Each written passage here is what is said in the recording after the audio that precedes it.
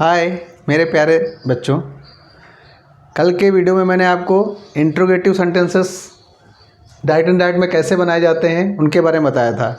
आज मैं आपको WH टाइप के सेंटेंसेस, इंट्रोगेटिव सेंटेंस ये भी होते हैं, ये किस तरह बनेंगे उनके लिए हमने रूल्स लिखा है। रूल वही है पुराने ही, SAIS के साथ या डू डज हो तो सेकंड फॉर्म या डिड हो तो हैड के साथ थर्ड फॉर्म, वाज वर हो तो हैड बीन के साथ ING लगाएंगे। ओके, बाकी सब कुछ वैसा ही है, थोड़ा सा चेंज है। बच्चे इसमें बहुत ज़्यादा कंफ्यूज हो रहे थे तो हमने सोचा इस पर एक अच्छा वीडियो बनाया जाए। ओके, बाकी मैं डिफरेंट एग्जांपल्स से आपको अच्छी तरह बता पाऊँगा कि कैसे इसको देखा जा सकता है। ओके, नेक्स्ट पहला एग्जाम्पल ये है कि he said to me what do you want. मैं ना तो इसके अर्थ के बारे में बोल रहा हूँ ना मैं इसके अर्थ को बता रहा हूँ, मैं आपको तरीका बता रहा हूँ कि कैसे आप अपने आप पढ़ सकते हैं। ठीक है, तो पहला एग्जाम्पल लेते हैं, he said to me what do you want. तो सबसे पहले तो हमने बताया था कि अगर क्वेश्चन मार्क होगा तो क्या करेंगे, आस्क्ड लगाएंगे। सेड टू की जगह आस्क्ड लगाएंगे तो क्या हो जाएगा, ही आस्क्ड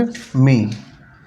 पहले हम लोग डैट लगाते थे, इफ लगाते थे, अब यहाँ पे ऐसा कुछ भी नहीं होगा। WH टाइप में WH ही लग जाता है, WH यानी वाट है तो वाट ही रहेगा यहाँ पे, तो ये हो जाएगा वाट। उसके बाद जैसे कि हमने उसमें बताया था कि इफ़ के बाद में सब्जेक्ट होता है, इसी में WH के बाद ही हमेशा सब्जेक्ट आएगा, उसके बाद हेल्पिंग वर्ब। ठीक है बेटा, तो WH के बाद सब्जेक्ट, यानी इसको नहीं देखना है, इसको देखना है। अब हमको WH लिख दिया व्हाट, उसके बाद हम यहाँ से जाकर टू के बाद से चेंज होता है ना, बताया था ना, टू के बाद से चेंज होता है। यू जो आएगा, अगर यहाँ पे यू आता है तो टू के बाद से चेंज होता है, आई व्हाट आई। बाकी अब हम देखेंगे इसको डू का क्या मतलब है। डू का मतलब है कि अब हम इस टेंस में जा रहे हैं, यानी सेकंड फॉर्म लगाएंगे। क्या लगाएंगे, वांट है तो क्या हो जाएगा, वांटेड, वांटेड हो जाएगा वांटेड। नेक्स्ट एग्जांपल लेते हैं, she said to them where did he live. तो हम लोग देख रहे हैं सी आस्क्ड हमेशा लगेगा क्योंकि क्वेश्चन मार्क है ये। सी आस्क्ड देम, WH यहाँ देखिए वेयर है, जैसे यहाँ वाट था यहाँ वेयर है, तो यही ले लेंगे वेयर। अब हम देखेंगे सब्जेक्ट क्या है, इसके बाद तुरंत इस पे नहीं जाएंगे। सब्जेक्ट देखें, जैसे यहाँ पे हम आए थे तो देखिए इसके बाद वाट लिखने के बाद सीधा इस पे नहीं देख रहे थे, इस पे देख रहे थे। सब्जेक्ट क्या होगा इसका, वाट, वेयर के बाद सब्जेक्ट क्या होगा, ही। तो ही का क्या है, no change, he no change, no change लिखा है, and for no change, where he. और डिड हमें क्या बता रहा है कि हम हैड के साथ थर्ड फॉर्म लगाएं, यानी had lived, had lived. Okay बच्चों, मैं समझता हूँ ये आपको बहुत अच्छी तरह प्यार समझ में आया, कोई कन्फ्यूजन होनी ही नहीं चाहिए, क्योंकि मैं देख रहा हूँ कि बच्चे डायरेक्ट एंड डायरेक्ट बहुत समझ ही नहीं पाते हैं ज़्यादातर बच्चे, है ना। तो आगे नेक्स्ट एग्जाम्पल में जाएंगे हम लोग। You said to him what is your name, you asked him, यहाँ पे क्या आ जाएगा, वाट, WH है तो वाट ही आ जाएगा।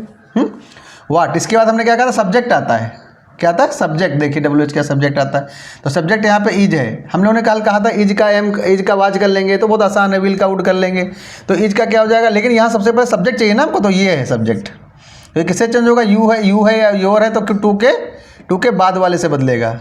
ठीक है, अगर आई और वी होता, अगर यहाँ पे आई और वी होता तो इधर वाले से बदलेगा, फर्स्ट से। ठीक है, देखते हैं, वाट, ये हिम है तो क्या होगा, वाट हिज, वाट हिज, फिर नेम हो जाएगा, योर नेम है तो हिज नेम पूरा लिखेंगे, हिज नेम वाज, हिज का वाज हो जाएगा। ओके बच्चों, नेक्स्ट एग्जाम्पल देखते हैं।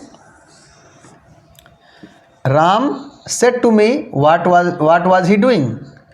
तो राम आस्क्ड मी, और WH है तो यहाँ पे ना तो इफ लगाएंगे और ना ही दैट लगाएंगे, वाट ही उतार लेंगे, इसीलिए WH का मतलब बता रहा हूँ। वाट के बाद क्या आएगा, सब्जेक्ट बताया था ना, तो सब्जेक्ट कौन सा, ये है, तो ही का नो चेंज, तो ही लिख लेंगे यहाँ पे, वाट ही। वाज के साथ ING था जो कि, तो वाज के साथ ING, वाज के साथ ING तो हैड बीन, तो he had been doing. Okay बच्चों, आप इसका स्क्रीनशॉट ले सकते हैं। ठीक है, आप जल्दी से इसका स्क्रीनशॉट ले लीजिए, मैं आगे एग्जांपल्स और बताना चाहूँगा थोड़े। ठीक है, हो गया, ले लीजिए, मैं तो सामने नहीं हूँ। ओके।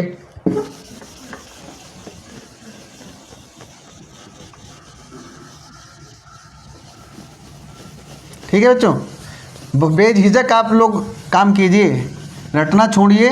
अगर आगे कुछ करना है लाइफ में, कोई फ़ायदा नहीं है इस तरीके से बहुत एग्जाम्पल्स करने का। आप 2 एग्जाम्पल से भी समझ सकते हैं, 3 एग्जाम्पल से भी समझ सकते हैं।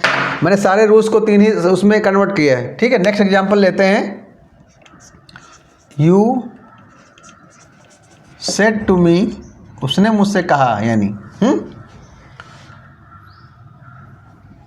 Where do you go, do you go, क्या बनेगा, क्या बनेगा, यू क्या है ये, आस्क्ड हो जाएगा। यू आस्क्ड मी, WH है यहाँ पे तो वेयर हो जाएगा। वेयर के बाद अब यू किससे चेंज होगा, मी से, क्या होगा, आई हो जाएगा। ठीक है बेटा, वेयर आई। अब ये डू क्या बता रहा है कि सेकेंड फॉर्म, तो वेयर आई गो का क्या हो जाएगा, went, where I went. Okay, बिल्कुल सिंपल। फिर आते हैं next example. She said to me, she said to me what was your name, what was your name। ठीक है, देखते हैं क्या बनता है। She asked me what was, what ये किससे चेंज हो जाएगा, what was, आई का क्या हो जाएगा, my, what my name was, what my name was। यहाँ पे ये what के साथ ing नहीं है ना, ठीक है, इसलिए ये रूल नहीं लगेगा। नेक्स्ट देखते हैं। You said to me when do you play, when do you play. ठीक है, क्या बनेगा, यू आस्क्ड मी, WH है तो यहाँ पे वही ले लेंगे। व्हेन क्या सब्जेक्ट आएगा, WH क्या सब्जेक्ट आता है, WH का सब्जेक्ट आएगा तो क्या है, यू किससे चेंज हो रहा है, मी से। What I, when I, sorry when I, do है तो क्या होगा, second form, what I played, यानी जो वर्ब होती है उसको सेकेंड फॉर्म में कन्वर्ट कर देते हैं। She said to me, she said to me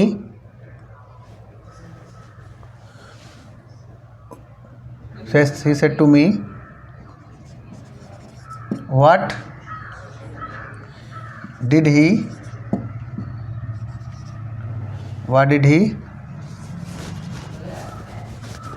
eat, what did he eat।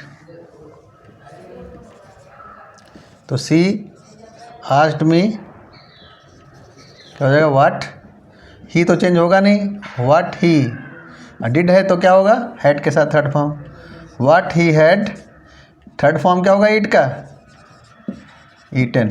ठीक है, डिड है ना तो हैड के साथ थर्ड फॉर्म लगाते हैं। तो मैं समझता हूँ कि बच्चों आपको मेरा ये क्लास बहुत अच्छा लगा होगा, और अभी से आप लोगों से एक हमारी रिक्वेस्ट है कि जो भी आप पढ़ते हैं समझते हैं उसको मन से कीजिए, अगर आगे ज़िंदगी में कुछ करना चाहते हैं।